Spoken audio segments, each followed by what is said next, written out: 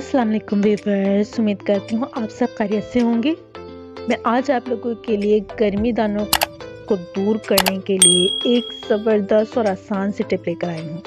उम्मीद करती हूँ मेरी बाकी रेमेडीज़ और टिप की तरह मेरी आज की रेमेडी भी आप लोगों को पसंद आएगी। चलिए देखते हैं कि ये आसान सी टिप है क्या।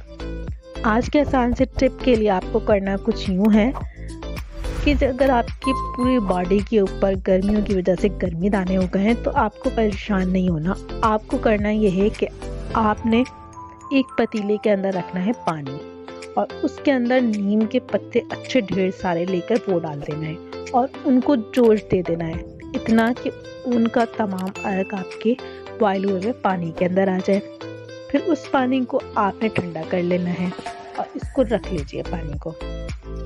जब आप नहाने जाएं उस वक्त इस पानी को छानिए और अपने नहाने वाले पानी के अंदर शामिल कर लीजिए और इसी से आप नहाइए। चाहे आप दिन में 2 दफ़ा नहाएं, 1 दफ़ा नहाएं या जितनी बार भी नहाएं, आप इसी तरह से दोबारा पानी बनाते रहिए और इस्तेमाल करते रहिए।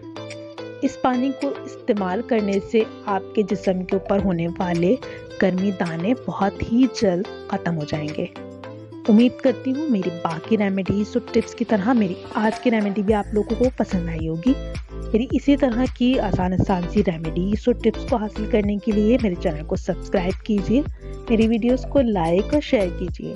अल्लाह हाफ़िज़।